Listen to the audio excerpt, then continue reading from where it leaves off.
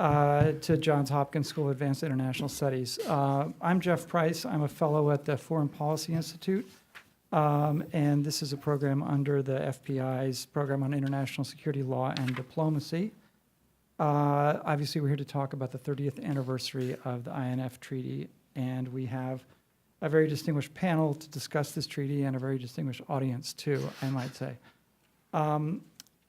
I'm not going to spend much time on introductions. I think most of our speakers are known to you and easy to get information if you want to just Google them. On my right is Sandy Vershbow, who was a Foreign Service officer, served in the NSC and DOD. You can't take me anywhere. My apologies to everybody. And also was most recently a Deputy Secretary General of NATO. Susan Cook also served in the NSC, DOD, as well as ACTA. Was, among other things, Deputy Assistant Secretary of Defense for Threat Reduction Policy. And Walt Slocum was also in the NSC, DOD, and also, I guess, ended his executive services under Secretary of Defense for Policy. I actually ended my executive service in Baghdad. Yeah. Live to tell the tale. Yes, yes. And I'd also like to recognize Prama Verma of the Foreign Policy Institute, who was critical to putting this panel together. So our focus today is the INF Treaty on its 30th anniversary. Our emphasis is going to be on the negotiation and the impact of the treaty, although I'm sure we will wind up discussing a little bit about the violations and the U.S. government's possible responses to that. We are on the record. Today's program and questions will be recorded and may be available on the website for other viewers who weren't able to be here today. Our panel will proceed in a conversational format. I will throw out some questions to our panelists. We'll get a discussion going, and then we'll reserve some time at the end of the program for questions from the audience, which I'm sure will be quite good. So first, chronologically, to understand the origins of the INF negotiations, I think we need to think a little bit about the strategic relationship between the U.S., Soviet Union, and Europe in the 70s. So if I could ask Sandy to talk a little bit about Europe, NATO, and the situation leading up to the negotiations.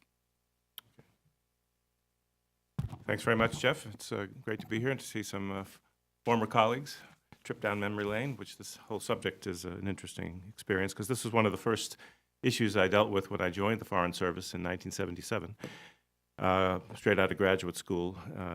Wasn't really a great expert at the time, but this was a kind of total immersion course in nuclear theology and European or European-American politics. Because within a few months of my starting out in the Political Military Bureau at the State Department, Soviet Union began deploying the intermediate range ballistic missile, the SS-20, which was able to strike Western Europe from deep within the Soviet Union. And the US and NATO had nothing quite comparable deployed on the NATO side. While we had thousands of tactical nuclear weapons, this was mostly artillery and short-range systems, gravity bombs on dual-capable aircraft. While the SS-20 didn't dramatically sort of change the balance of terror between the Soviet Union and the U.S. and its allies, German Chancellor Helmut Schmidt and other nuclear strategists argued that the SS-20 created some kind of new gap or new vulnerability in the continuum of deterrence. And this was all about this very theological concept of coupling. Would the U.S. be willing to use its nuclear weapons, its strategic nuclear weapons, if Allied territory but not U.S. territory were attacked? You know, the proverbial question, would the U.S. risk Washington to defend Bonn, Paris, or London? And Schmidt argued that with the advent of strategic parity, the Soviets might believe that the U.S. could be deterred from using its strategic arsenal if Europe were attacked and be tempted and that the Soviets would be tempted to launch aggression from this sanctuary of Soviet territory using the SS-20. And so Schmidt argued that the U.S. and NATO needed an in-theater capability that could reach Soviet territory with our own kind of intermediate-range missiles to restore deterrence. He argued that being able to strike Eastern Europe with the then existing short-range systems wasn't enough. And initially, the U.S. tried to challenge this logic. The doctrine of flexible response, which had been adopted in 1967 to replace massive retaliation, meant that the U.S. and its allies could threaten a range of nuclear strike options, limited to massive, and keep the Russians guessing. And ambiguity is one of the keys to effective deterrence. They also tried to argue with the Germans and other allies that the fact that 400 sea-based nuclear warheads on U.S. Poseidon submarines were committed to the defense of NATO, part of NATO's collective nuclear planning, that this created the linkage to the U.S. strategic arsenal that Schmidt was worried about losing. But these counter-arguments weren't convincing, and to make a long story short, by 1978, the Carter administration yielded to the German logic, even if in reality NATO, the U.S. and its allies had multiple nuclear options. There was, I think, a growing acceptance that at least the perception of some kind of gap could tempt the Soviets to strike first with the SS-20, unless the U.S. deployed a matching capability. So this triggered a process of intensive consultations. A high-level group was established under the chairmanship of, I guess it was Walt's boss, Dave McGiffert, and worked through these issues over several months.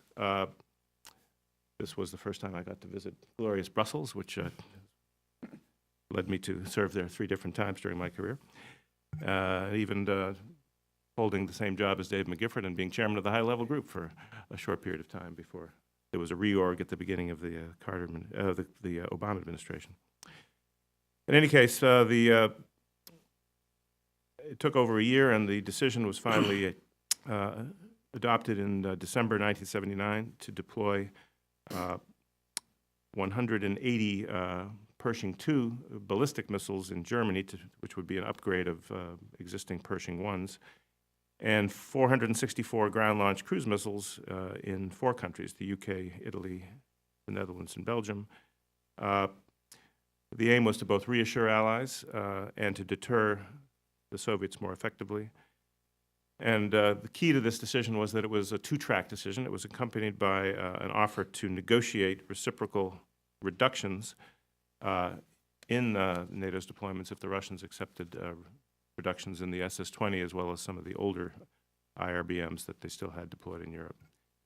And the arms control process also involved a very intensive process of consultation, again, chaired by the U.S., in this case, Assistant Secretary for Paul Affairs, Reg Bartholomew. The arms control track was meant to assuage public concerns about a new nuclear arms race in Europe by showing the readiness to build down and not just build up. Didn't have that much effect. As you all know, there was a massive protest movement that grew, particularly as the deployments began in 1983. But the 2-track approach certainly helped keep NATO together and convinced the basing countries to take the heat at home in order to bolster NATO's deterrence capability. So I'll maybe stop there. Susan can pick up with the negotiations. There was a short period of talks during the Carter administration, but the real negotiations took place during the Reagan administration. Sure. Let me stop there. Walt, did you have any thoughts on that? I'll hold my fire. Okay, well, I do this with more than a little trepidation because there are several people in this audience who know a lot more about the negotiations than I. Actually, I'll pick up how I got in this business because it links on. Sandy made the reference to the strong protest movement in Western Europe that grew particularly until INF missiles were finally deployed starting in November of 1983, there was also a strong protest movement here in the United States. I literally remember I was an undergraduate in a college in beautiful downtown South Hadley, Massachusetts, not exactly an urban center. And people there were literally talking about the feeling of international crisis hitting South Hadley because you had the first training deployment of the ground-launched cruise missiles at Grenham Common in the United Kingdom. This was a big deal. I was, at the time, a happy West European political analyst. I did not do arms control. And Ron Lehman, who was then the Deputy Assistant Secretary of Defense for Nuclear Forces and Arms Control Policy, asked me to come down for 1 year detail through 1983, the year of the missile, to advise him on the European politics of deployment. And slowly but surely, somehow I became known as an arms controller. But it's particularly for you younger people, it's hard to imagine how very, very politically salient this was throughout NATO. It's a big, big deal politically.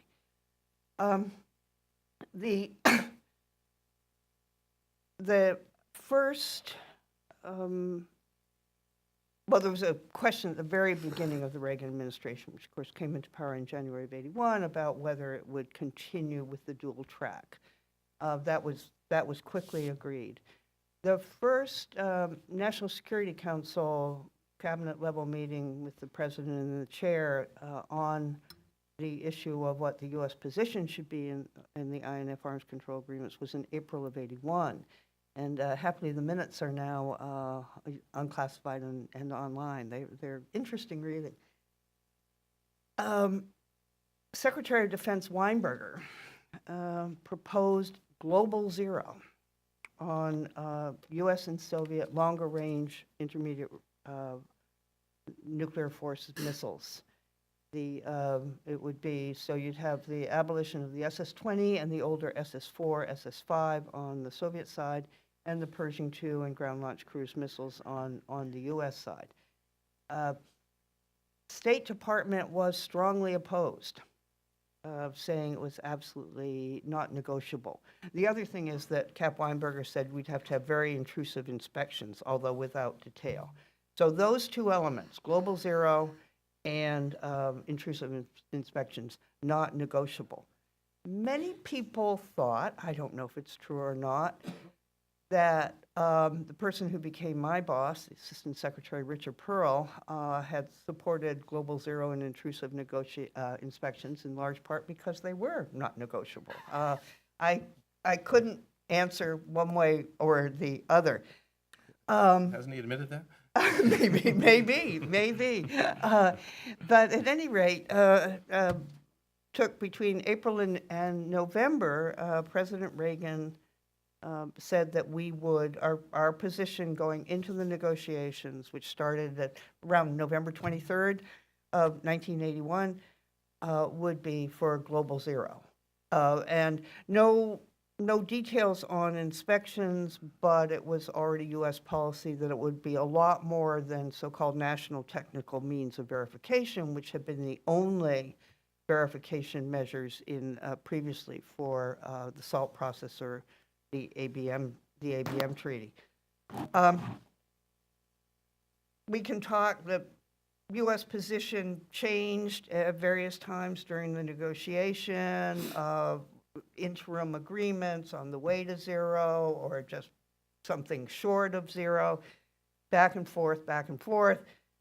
Until finally in 1987, and again, those of you who lived it, things really started to move. Oh, I should say what happened. In November of 1983, the United States started deploying. And great tribute to the political leadership in the basing countries. The Soviets walked out of the negotiations. They had always assumed, because we had had 2 years of negotiating when the U.S. didn't have anything on the ground. We had plans.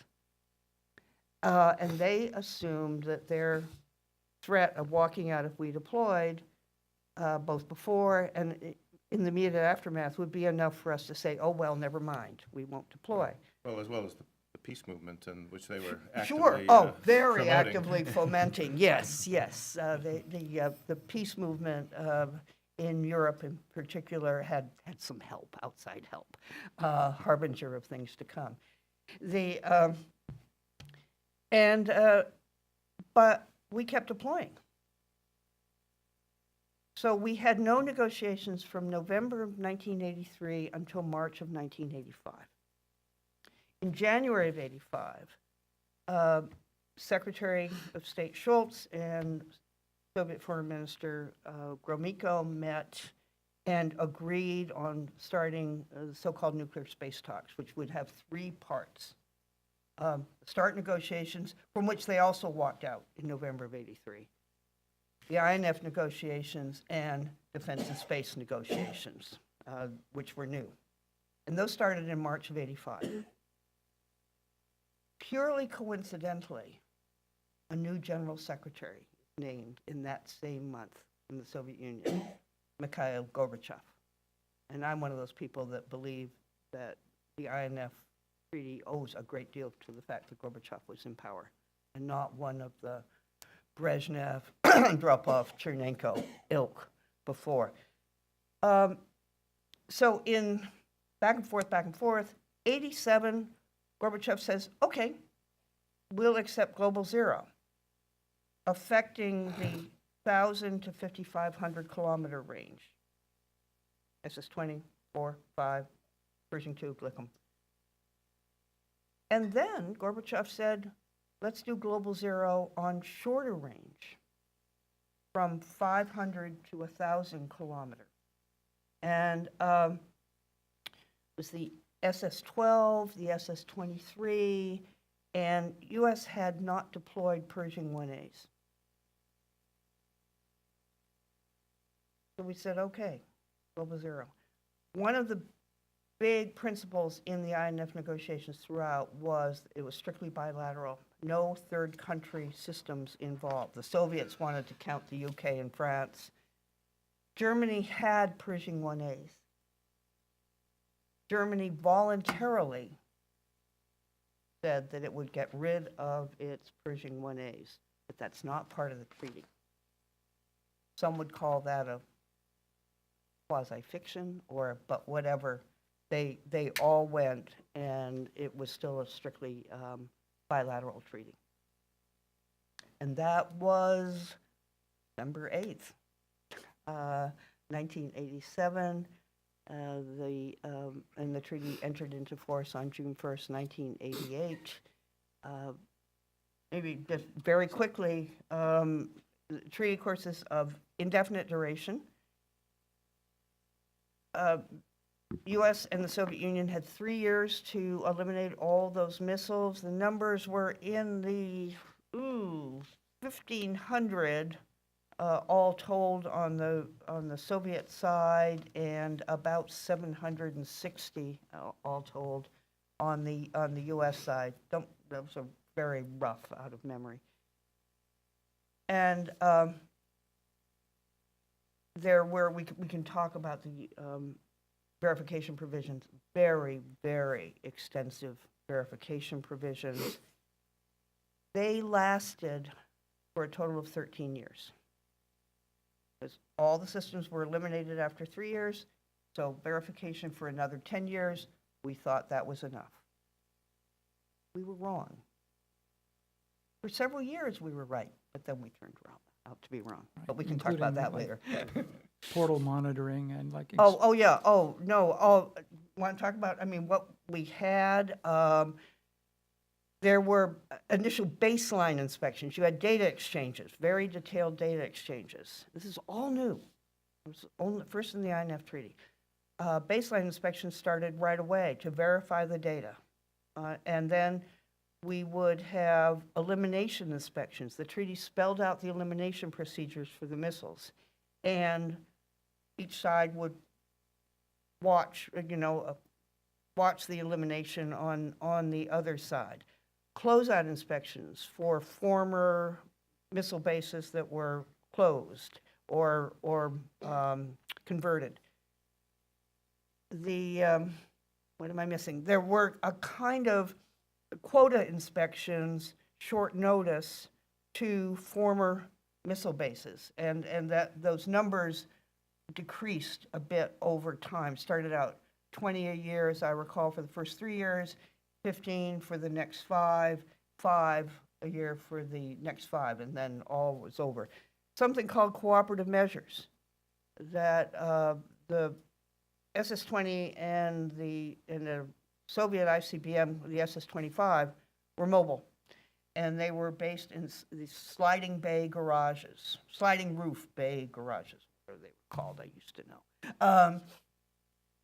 In a cooperative measure, you would, on a very short notice, they were to ask to open up the roof of the garages where the SS-25 was based and remove the missiles and keep them open to national technical means for a certain period of time.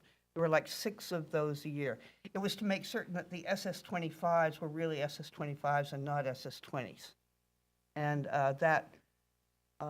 we'll talk about it. All those kinds of measures. Oh, and there was perimeter portal continuous monitoring at beautiful downtown Votkinsk, where the SS-25, which in many ways was similar to the SS-20, was produced.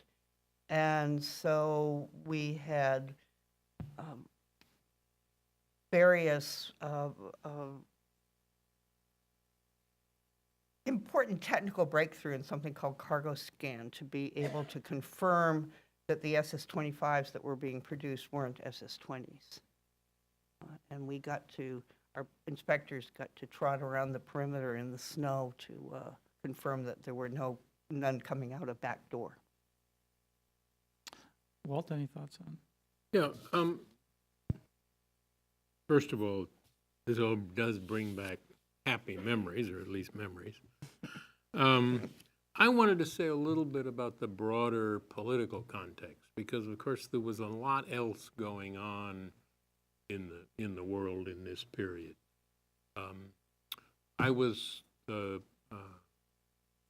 principal deputy assistant secretary. My kids figured out that my title actually had 28 words in it. I was the principal deputy assistant secretary of defense for international security affairs and the director of the office of the Secretary of Defense Strategic Arms Limitation Task Force. But that meant that I worked very closely with Dave McGiffert and with people like Reg Bartholomew. Honestly forgotten Roger Molander. And a variety of officers on the Joint Staff on these. And I think it is fair to say that in the events that led up to the beginning of the negotiations, this was about 95% about inter-allied matters and not about the Soviets. What really happened in 1978 was that we finally decided that, in spite of our very best efforts at persuading the Germans that their concern was wrong, it was clearly not taking. And you therefore needed to do something that would scratch the Germany. I don't think anybody in the American military, much less any other part of the government, ever thought that the SS-20 was a particularly serious threat. It wasn't a new threat, I mean, serious threat, but it wasn't new. There was no question that the SS-4s and 5s would deliver nuclear weapons, that we had no longer a realistic option of a disarming strike against the 4s and 5s, and the fact that we wouldn't have that option against the SS-20s was not big news. So then began a negotiation, not with the Soviets, but within the alliance, about what we would do that would be both politically feasible and would satisfy the Germans and hopefully not drive the Soviets totally up the wall. And the Germans, the Pershings were going to go into Germany, I think exclusively into Germany, if I remember. So we also had these ground-launched cruise missiles, and everybody was very interested in cruise missiles in those days, speaking of things that come back in a while. And the Germans said, remember, we were trying to please the Germans, so the German price kept going up. The Germans said, well, just having a new ballistic. So we said it's a Pershing 2 is a response to ballistic missile. You're worried about a ballistic missile. That's a ballistic missile too. End of discussion. The Germans said, no, no. They have to be in other European countries. Can't be just in Germany. And the Brits, who are your cat's paws, don't count. They're also nuclear. Well, they were already in, but their position was, even if, and as indeed we did, we put some Glickums into a base in Britain, the famous Greenham Comet. We then committed what I think was the most serious intelligence failure, other than the Iraq War, that I know anything about.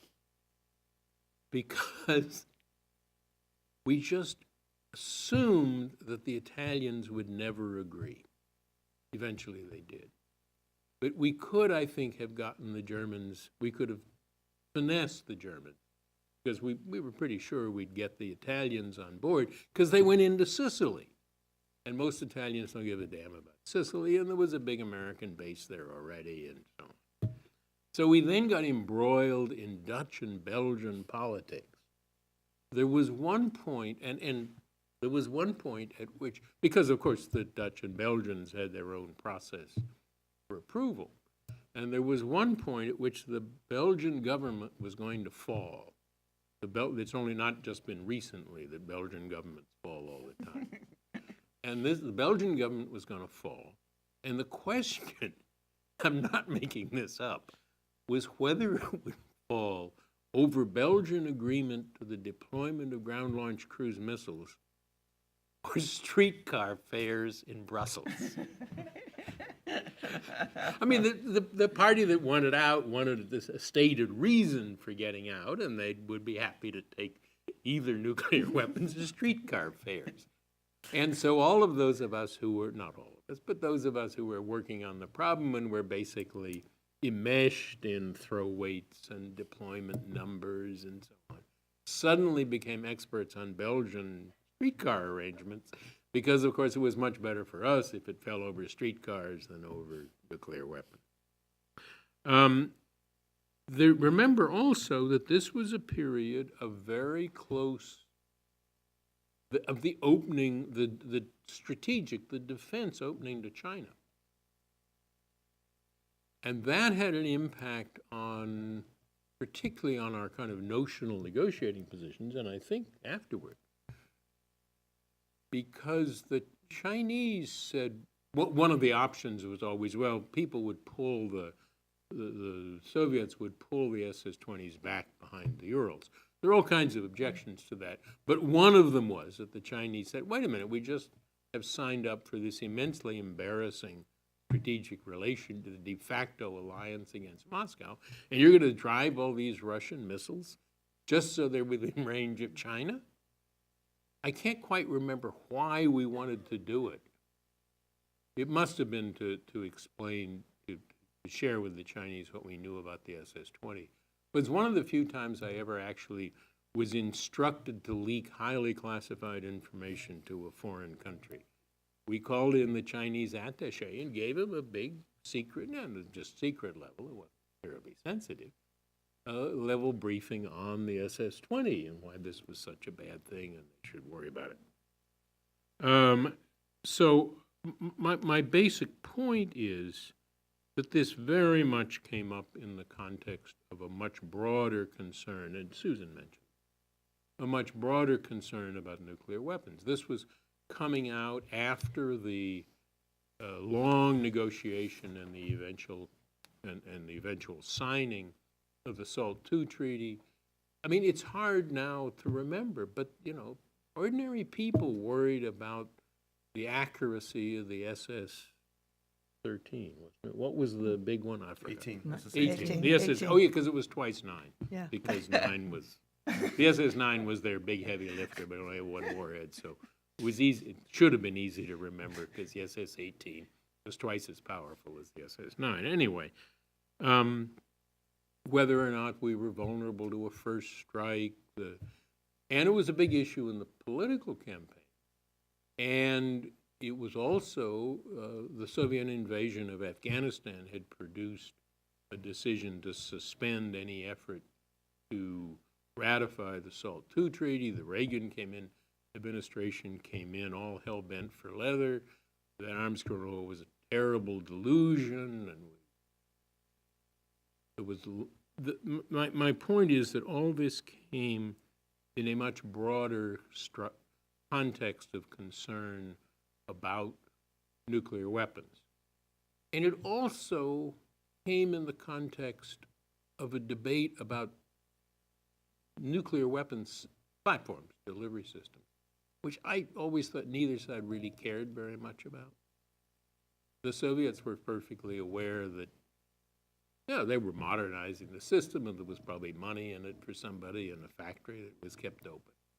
And, it was a new modern threat.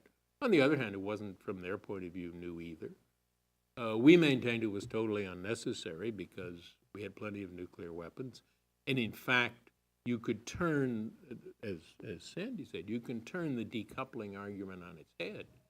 And that by building a response which is distinctly European, you at least implicitly cast into doubt whether we would do, as we have always said, and indeed do today, that we would use nuclear weapons from submarines and ICBMs and B-52s if we needed to do it, and to say, well, now we need a system which is uniquely European, as I said, is two-edged. It might make the Europeans happy because they had more confidence it would be used.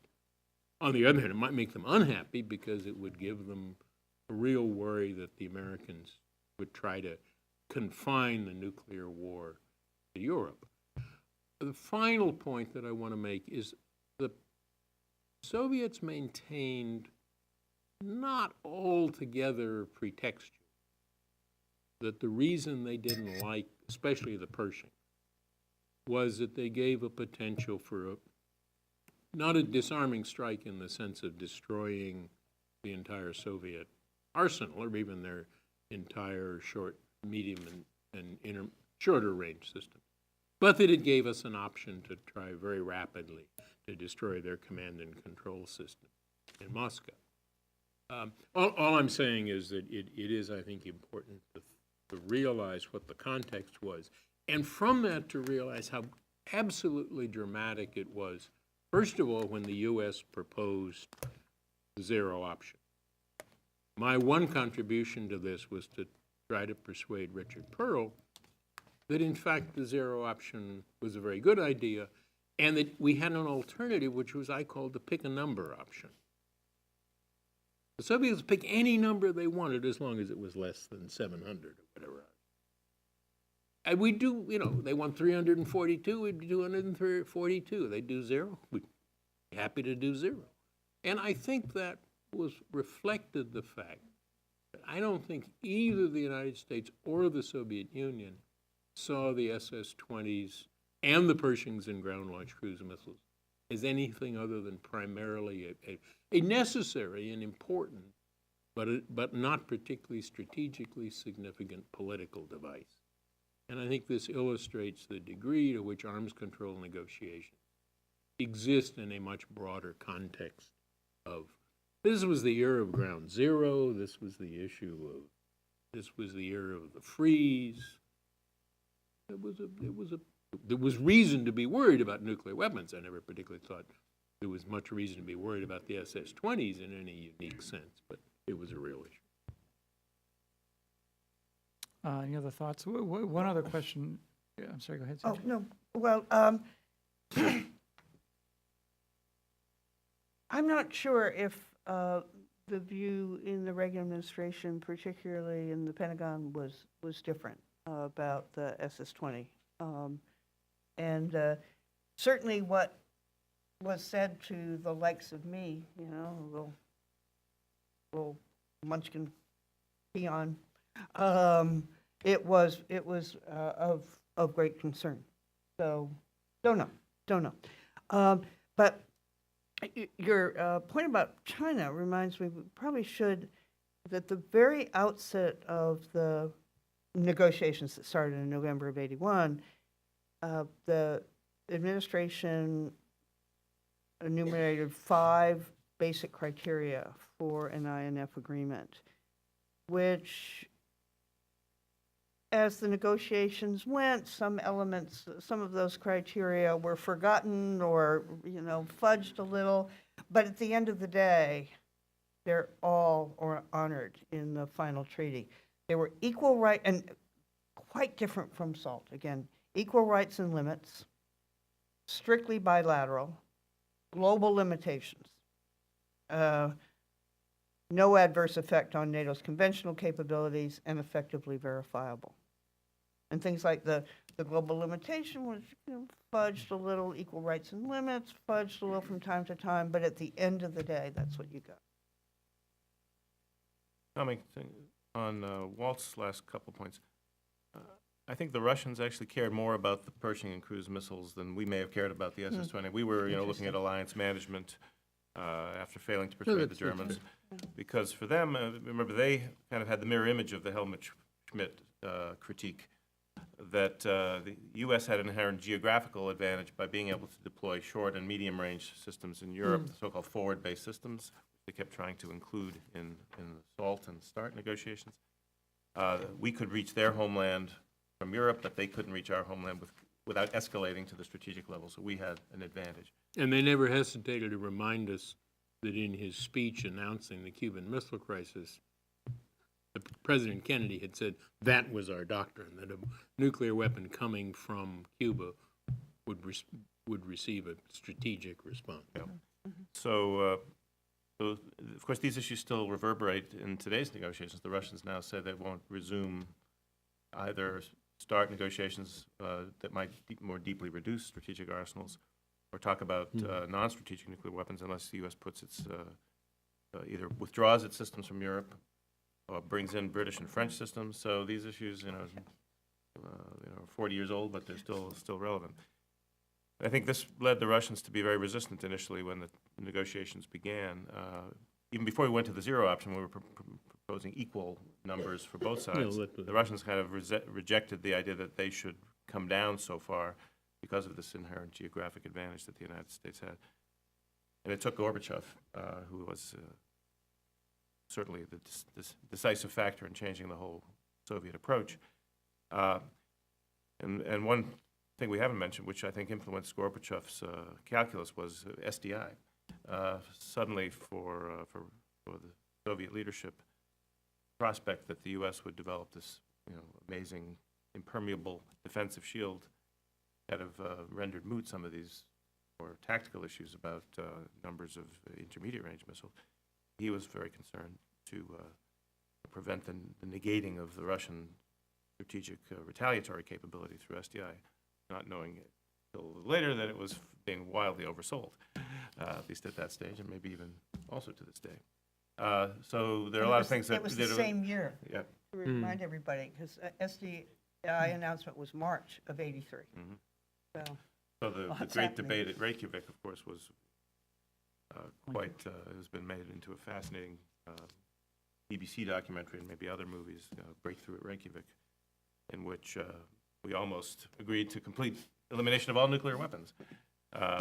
Took those, the earlier analogs of the adults in the room in this administration to bring the president down to earth and to focus on the zero option and give impulse also to the START negotiations, which, when was START finished, in '89? No, 91, 91. July 31st,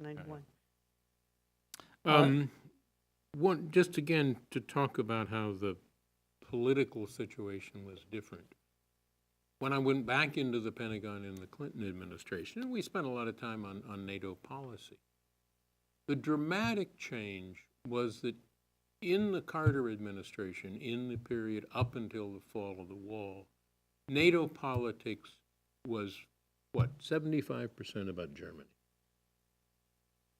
Germany was the place where if there was going to be a European war, it would almost certainly be fought, even if it didn't begin there. Germany was the one country whose renunciation of nuclear weapons was a serious issue within European politics. The Germans always had the whole card of saying, if we lose confidence in you, we got scientists. We can build a nuclear weapon and build a missile delivery system for it. Also, going on to this business about what the Soviets were worried about, having spent all of this time screaming about the SS-20, there was a certain group in Europe who said, oh, the SS-20 is a piece of junk. Why are you giving up these wonderful Pershing IIs and ground-launched cruise missiles? And it was, I saw this from outside the government. Maybe it wasn't so bad inside. But it looked like the Europeans were able to move from you were trying to embroil us in a war to you were going to abandon us. Anyway.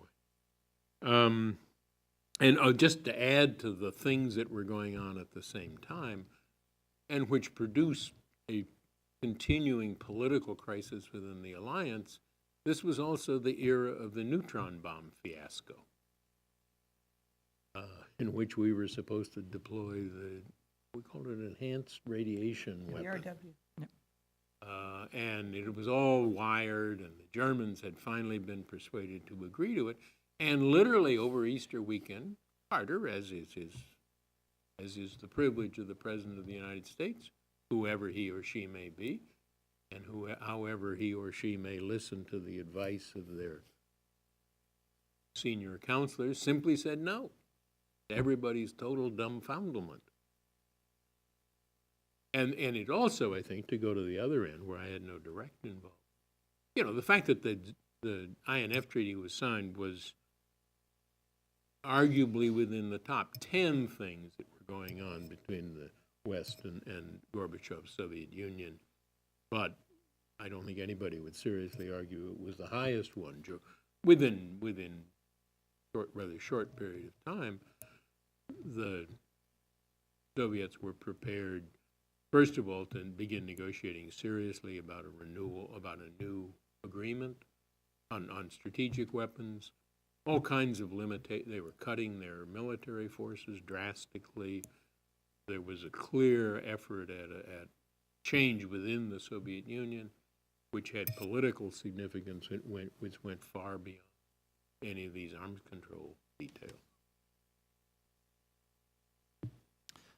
So one thing before we move forward to the 90s and the more current period, I think it's important for everybody to understand what the INF Treaty actually covers and doesn't cover, because that's relevant in today's context.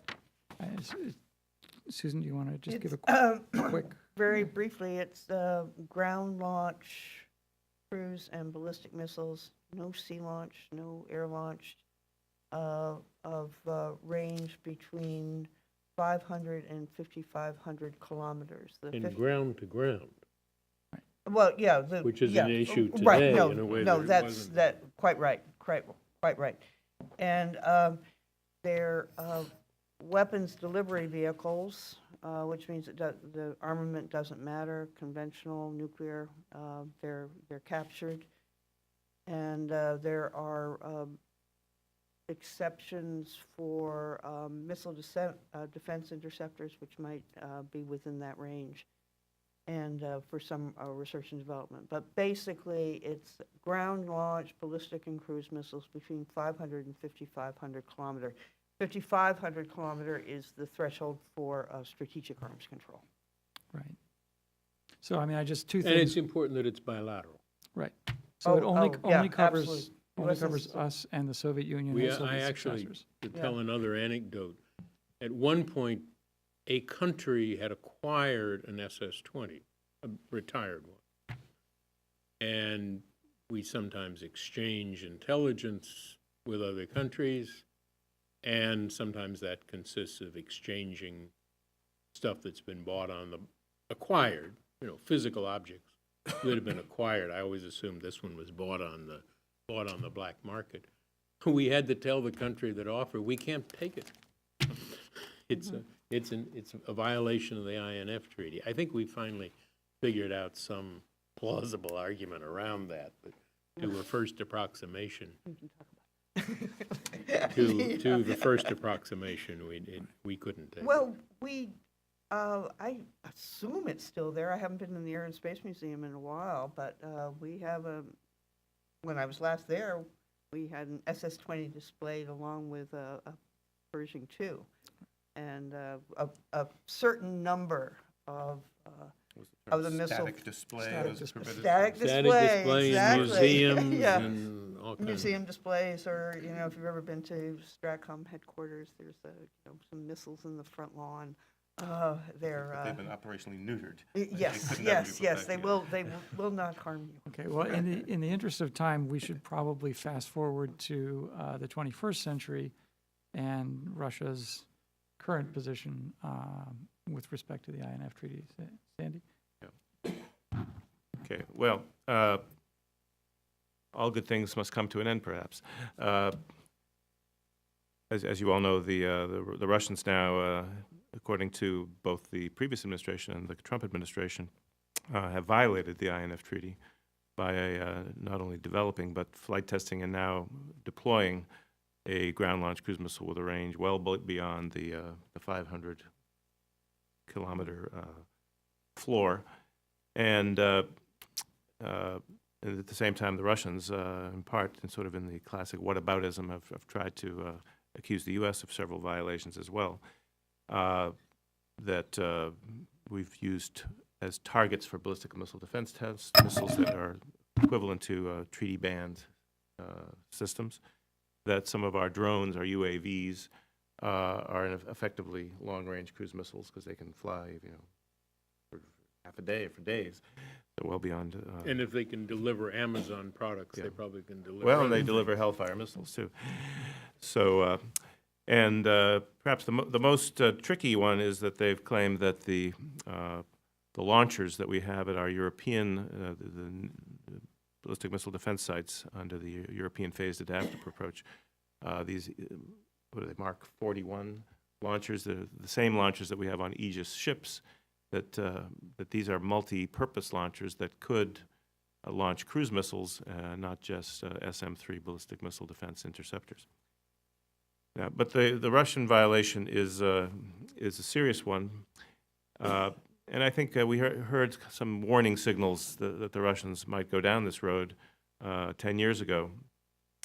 Putin started making comments about how the INF Treaty was not in Russia's interest because it deprived Russia from the ability to deploy missiles that could match capabilities held by China or Pakistan,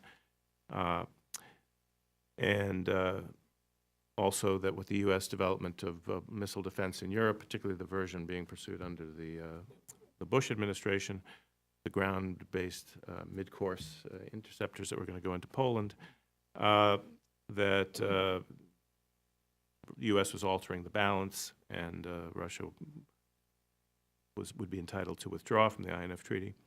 Russian military spokesman also claimed it was one side, and it was a big, sellout by Gorbachev ever to have agreed to it in the first place. Sergei Ivanov, who was Minister of Defense in the first 2 terms of Putin, also directly threatened to withdraw from the agreement, again making the claims that it wasn't in Russia's interest. In the end, the Russians didn't pull out, but they may have done even worse, pretend to be in compliance, but cheating. And then when we've presented them with the evidence, which is always a tricky business since we have to protect intelligence sources and methods, simply denying that the missile even exists, even if given dates and places when the flight tests that we monitored occurred, they just have stonewalled now for more than 5 years. So the first judgment by the Obama administration that they were in non-compliance was in 14. And the Russians have maintained right to this day their basic Stonewall attitude that this missile simply doesn't exist and that they have not tested or deployed anything. It's not compliant with the INF Treaty. So this brings the treaty to a critical state. And I think we've reached the point where the administration is right to start considering countermeasures to deny the Russians any strategic advantage from the illegal deployment of a long-range cruise missile. But as I've argued in an op-ed that I co-authored with Frank Rose, former Assistant Secretary at the State Department, we should keep the high ground, look to treaty-compliant responses, and keep the onus on the Russians to come back into compliance, continue to keep the diplomatic track open, and I think there will be a meeting of the Special Verification Commission before the end of the year. But consider treaty-compliant ways to offset this increased capability that the Russians will be gaining from their illegal cruise missile to strike deeply within NATO territory. And that could include more deployments in the European theater of sea-launched cruise missiles, more standoff air-launched cruise missiles, moving ahead with a new generation air-launched cruise missile, the long-range standoff system, selling to our allies the joint air-to-surface standoff missile, the JASSM-ER, and perhaps also some sea-based Tomahawks, so that NATO would have additional capacity to strike deep inside Russia as a counterweight to what they've gained with this illegal cruise missile. At the same time, we should try to keep this keep the diplomatic process going in the hopes of convincing the Russians to come back into compliance, which would mean that they would have to actually dismantle and destroy this illegal system, which looks highly unlikely given the overall state of relations between the U.S. and Russia. But again, keep the onus on the Russians to be the first ones to legally withdraw from the treaty and not let them have it both ways of violating and having the U.S. be the first to withdraw and putting the monkey on our back when it belongs squarely on the Russians. It'll also, Susan, if you, again, to talk a little bit about the broader implications. Quite apart, I think there's a real question whether this new cruise missile, although clearly a violation, is got a whole lot of strategic significance. But I think there is a principle that if you're going to have agreements with a country, the country has to be in compliance, and in particular has to deal with allegations of violation in good faith. So the bald-faced denial that what we know happened didn't happen is very hard to take. And this principle of compliance cuts both ways in the politics of the situation. On the one hand, those of us who think but they both point in the direction of a fairly significant response. One is, if you're going to have any confidence in arms control, this is a kind of test case of whether you will really enforce it. So that, for example, if your real battle is to defend the JCPOA, it's awkward to be saying, well, the Russians are, since, what now, 3 years, 4 years, the Russians have been in blatant non-compliance and total stonewalls. That just shows that arms control agreements are worthless, and therefore we ought to respond strongly. Or conversely, those of us who are advocates for arms control, if we're being sensible, say this is a test case, we should respond strongly, just so that we maintain the principle that arms control agreements can be verified. I mean, one thing to argue about the substantive merits of a treaty, it's another thing to be indifferent to its being violated. But as I say, it has the curious effect that operationally it points in more or less the same direction. I mean, different people will have different views of what we should do, but that we should do something significant. And it's not easy to get the Europeans excited about. issue. And there's another system, I assume, I haven't looked at this particular issue in a while, so tell me if it's gone away, the RS-26, which shows you can try and write very tight arms control agreements, very precise as far as you can. But there's always a loophole. There's a basic principle that the range of a missile would be determined by its maximum tested range. And there is a Russian missile called the RS-26 that they testified to strategic range once. And many people think that it is destined for an intermediate range mission. So it's a circumvention, completely legal, but Yeah. But- I mean, it's circumvention, but less of a worry, given that it's countable under the well, start it agreement. is So accountable, they that's have, true. they have So to pay a price to it field is accountable, that's true, that's true. But it's still that sense of, manipulating But- the arms Yeah. control But provisions. the paradox here is that the missile is not as good as they claim it is. Right. Remember, okay, they, all can, right. they can deploy new long-range ICBMs subject to the provisions of the existing agreements. And I thought the problem was more that it was tested to a shorter range.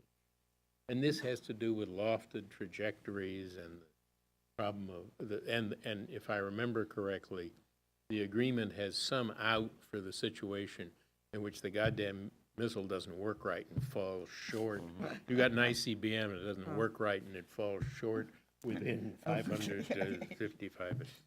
I think it is fair to say that the cruise missile argument is a much better one. Oh, yeah. So we have time for some questions. If I, from the audience, if I could ask you to wait for the microphone, even if we can hear you, the recording system can't. Please identify yourself and please ask a short question. Way in the back. All right. Mike?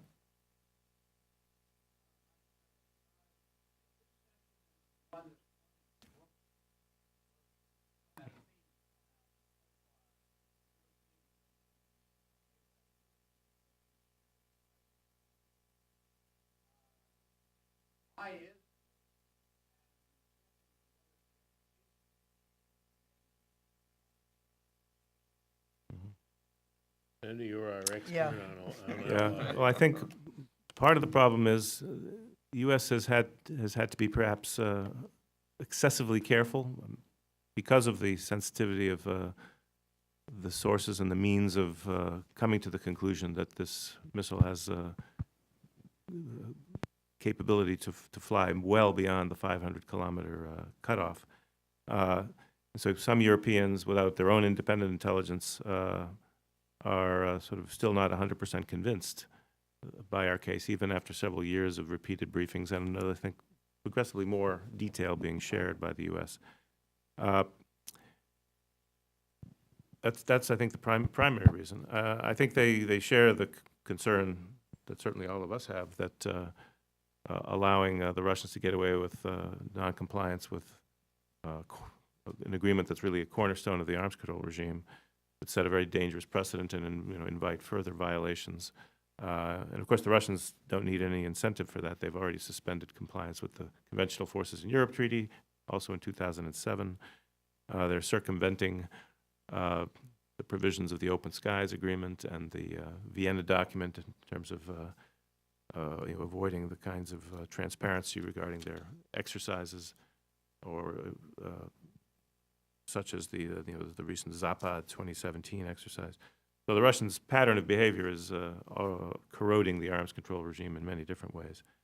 But actually, this sort of flagrant violation would set a big precedent. So it's puzzling that the Europeans aren't more excited about it. But I think the fact that the U.S. is now considering countermeasures, some of which they may be alarmed about, particularly as authorized in the National Defense Authorization Act, providing funds for research and development on our own illegal potentially illegal glickem. It's not illegal if it's just in development, but the first time it's flight tested, it becomes a violation of the treaty. I think when presented with alternatives, they too would echo what I've been saying, that we should look for treaty-compliant alternatives.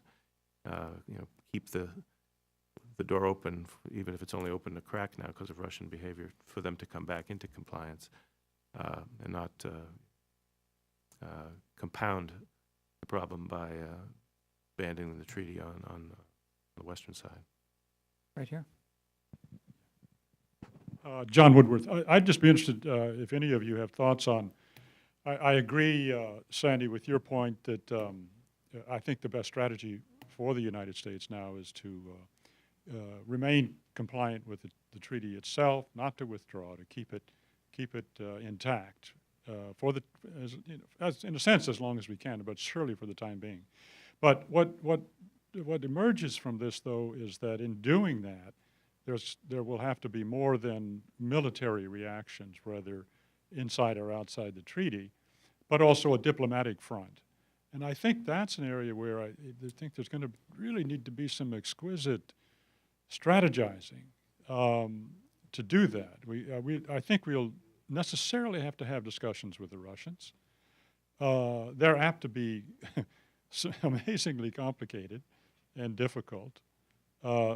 Perhaps that's okay. I mean, but I don't think we have any choice. We've got to have these discussions with the Russians, and the real test is, maybe perhaps for this administration, is to strategize those talks, combine them with what will need to be done with the allies, and then combine them with any other military responses we feel we need to take. And this is a really large policy issue, a huge policy issue, to do this right.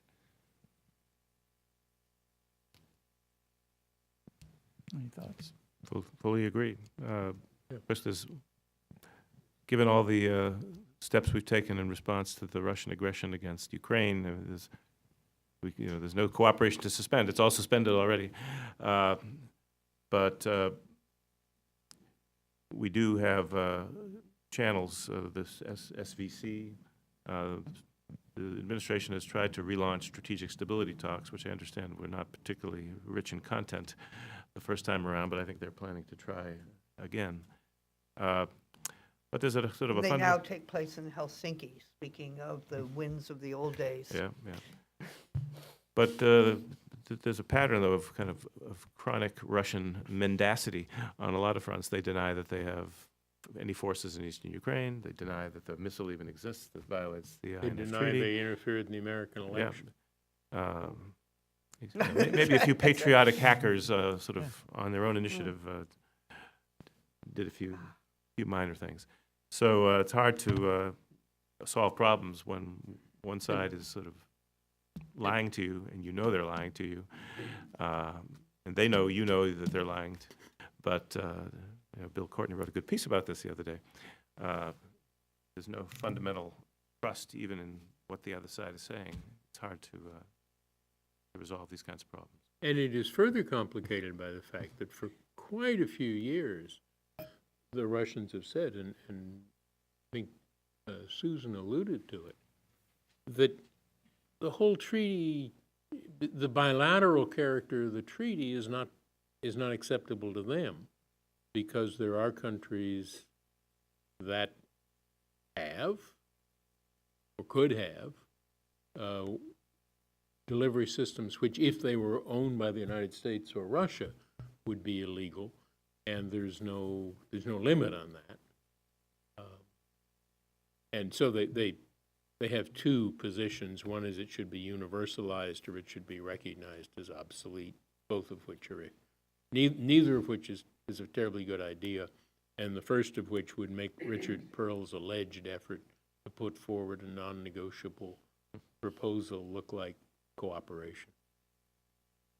Richard, to be fair, went along, I think, genuinely enthusiastically with the idea that the Reagan administration was able to get rid of a whole, or later the Bush administration, was able to get rid of a whole category of nuclear weapons systems when all that the alternative approach was limitations and reduction.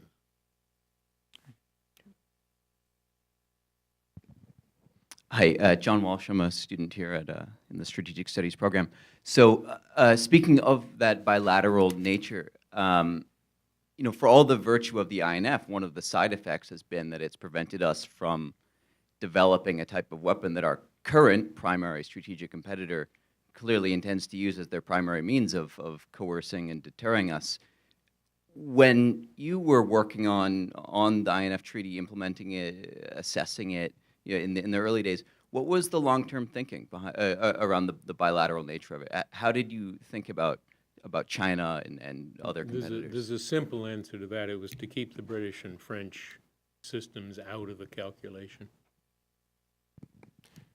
And I guess the Chinese too, but an endless subject, of which we've always gotten the Russians or the Soviets to back off of, is their insistence, which is not entirely implausible, that since we cooperate very closely with the British, and now we admit pretty closely with the French, their capability ought to be included in the calculation, and I've always suspected that there is a sub rosa part of this, and also China's possession of this kind of system would be much more useful against Russia than against the United States, just because of geography. By the way, I would not agree, and it obviously is an arguable point, I wouldn't agree that the United States has any significant requirement for either a ballistic missile or a cruise missile in Europe. And for the reasons I suggested, I think it has some bad implications and would certainly set off a totally useless argument at high volume. I mean, to be polite, European enthusiasm for the reliability and good sense of the United States is not at a peak today. And, you know, I mean, they may well be in the NPR when it comes out. But if one of the cornerstone initiatives of the United States is to essentially bring back Pershing II and ground-launched cruise missiles, which mercifully we've taken off the agenda, I think, you know, our primary means of deterrence of coercion is a combination of the unquestioned capability that we have to respond, and for the smaller threat, I think, centrally improved ballistic missile defense, and conceivably expanded. That also raises an interesting point, though, because one of the things which I would make strategic sense as a response to the INF violation is to increase the number and capability of the ballistic missile defense system that's in Europe. The trouble with that is that would really drive the Russians up the wall. It's perfectly legal. There's no restriction on doing it. But if you have some interest in not simply aggravating Russian concerns, that's a problem. And both issues would be very controversial within the alliance. I mean, if we went ahead, as Congress is encouraging us to do, to develop a new ground-launched cruise missile, the place we'd want to deploy it would be in Europe, but I think we'd have much more difficulty today than we had in the 80s in getting any European country to agree to host it, to base it on their territory. Poland, maybe, which was not an option in 1987. Yeah. But also, well, the Russians might go nuts if we deployed more defenses, and we should at least look at whether we can defend against their illegal cruise missile. But the problem there within the alliance is that our ballistic missile defense system is declared to be a response to rogue state threats from outside Europe, mainly Iran, and it's not aimed at Russia. And in fact, geographically and technically, it's not capable of shooting down Russian ICBMs. They go over the pole. They don't come over Northern Europe.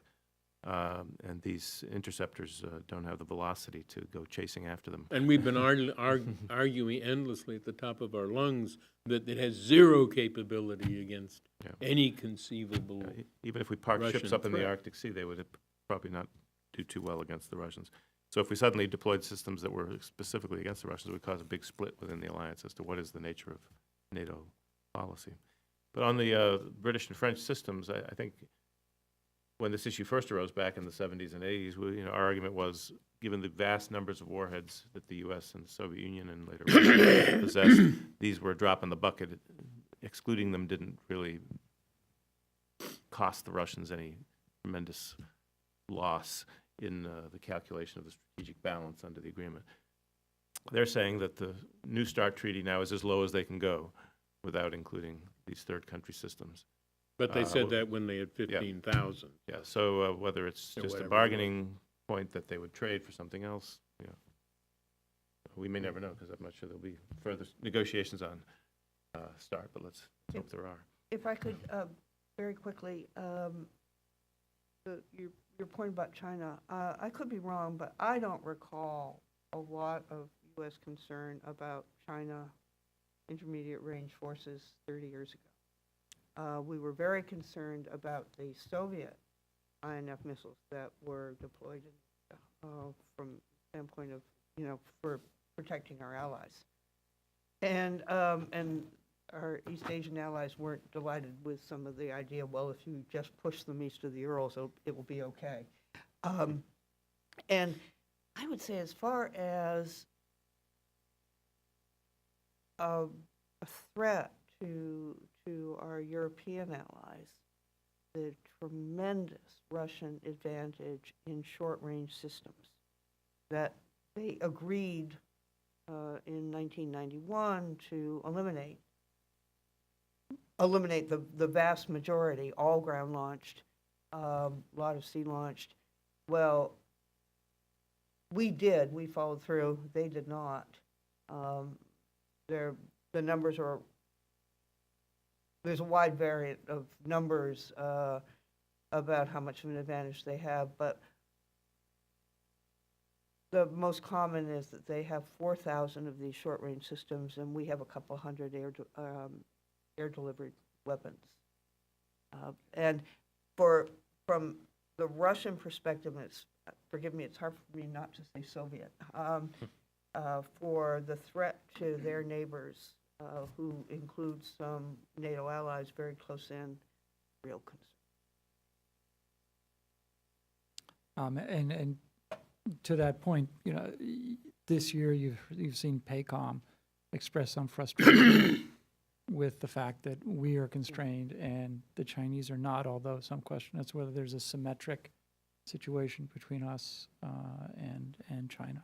Not 100% clear where we'd put a ground-launch, ground-to-ground system Right. in Asia.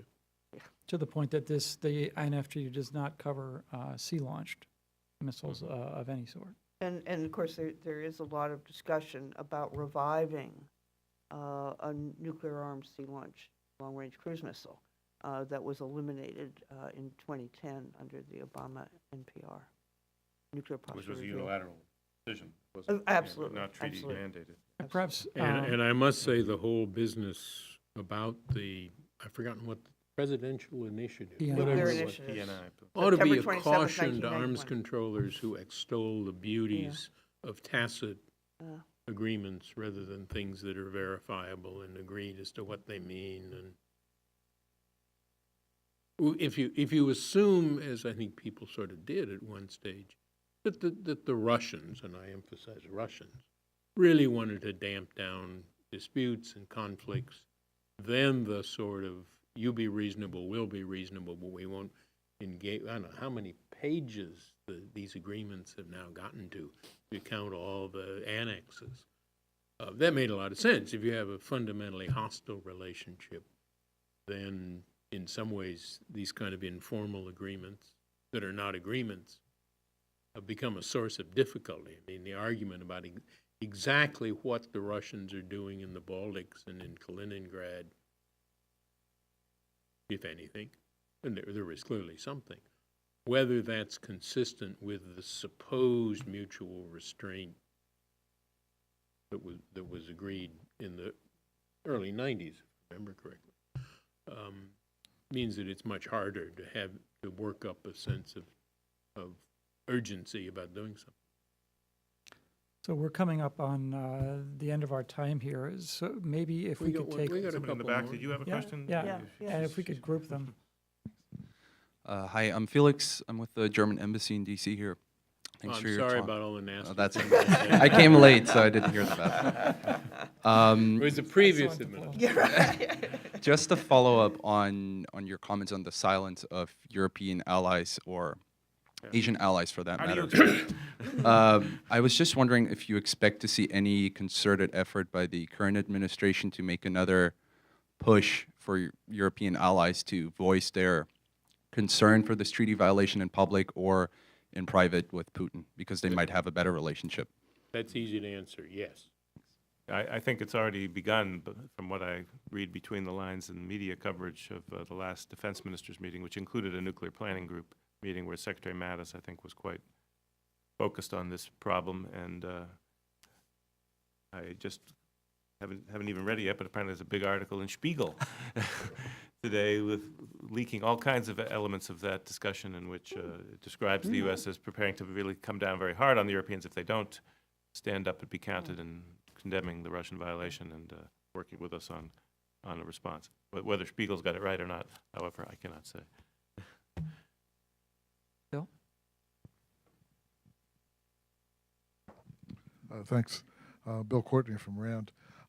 Just to add a little more color to the old days, the Russians, given their historical context, seem to have a lot of trouble understanding why were hundreds of thousands of people demonstrating in the streets in America against Reagan's strategic buildup, and yet Reagan was not in trouble.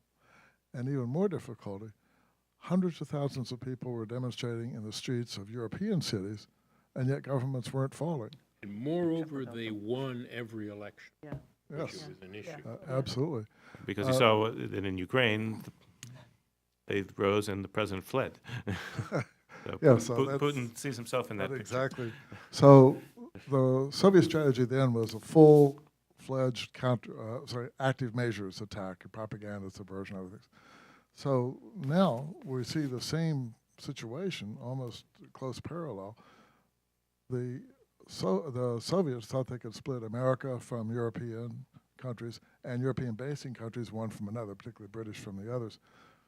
In the Ukraine situation, they also seem to think that, or thought that they could split America from Europe with regard to Ukraine sanctions and split European countries from each other.